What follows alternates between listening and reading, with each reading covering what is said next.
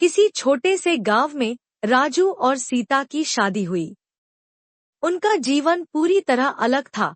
राजू गरीब किसान का बेटा था, जबकि सीता एक अमीर व्यापारी की बेटी थी। उनकी शादी प्यार से नहीं, बल्कि परिवारों के फैसले से हुई थी। शादी के बाद सीता को बहुत मुश्किलें आने लगी। उसने कभी गरीबी नहीं देखी थी और राजू का साधारण जीवन उसे परेशान करता था। गांव में सुविधाएं कम थी, न अच्छा घर था, न आरामदायक सामान।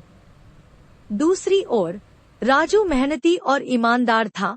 वह दिन रात खेतों में काम करता था और सपने देखता था कि एक दिन वह अपनी हालत सुधार लेगा। सीता को शुरुआत में बहुत गुस्सा आता था। वह सोचती, मेरे मायके में नौकर चाकर थे, बड़ा घर था और यहाँ कुछ भी नहीं। लेकिन धीरे धीरे उसे राजू की मेहनत और ईमानदारी दिखने लगी। गांव के किनारे एक घना जंगल था, जहाँ बच्चों को खेलने की मनाही थी। कहते थे, वहाँ एक भूतिया साधु रहता है, जो बच्चों को पकड़ लेता है। एक दिन 4 बच्चे हिम्मत करके जंगल में चले गए। वहाँ उन्हें एक बूढ़ा साधु मिला, जिसने उन्हें प्यार से बैठाया और जंगल की अनोखी कहानियां सुनाई। अचानक एक डरावनी आवाज आई और पेड़ों के पीछे कुछ हलचल हुई। बच्चे डर गए, लेकिन साधु ने उन्हें समझाया कि डर केवल मन का भ्रम है। बच्चों ने साधु की बात मानी और धीरे धीरे जंगल का सच जाना। वहाँ का भूत सिर्फ उनका भ्रम था। शिक्षा, डर से भागने के बजाय सच का सामना करें। गांव की कहानी। पीपल के नीचे की बैठक। सूरज ढलने को था और गांव की पगडंडी पर धूल उड़ रही थी। खेतों से लौटते बैलों की घंटियों की आवाज और चरवाहों की बांसुरी की तान पूरे माहौल को मधुर बना रही थी। गांव के बीचों बीच वह पुराना पीपल का पेड़ था, जिसके नीचे हर शाम गांव के बुजुर्ग और नौजवान इकट्ठा होते थे।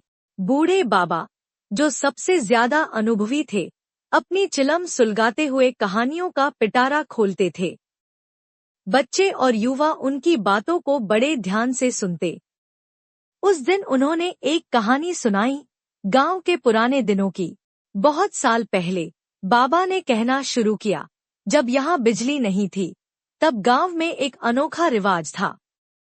रात के अंधेरे में दीपक जलाकर लोग चौपाल में इकट्ठा होते थे।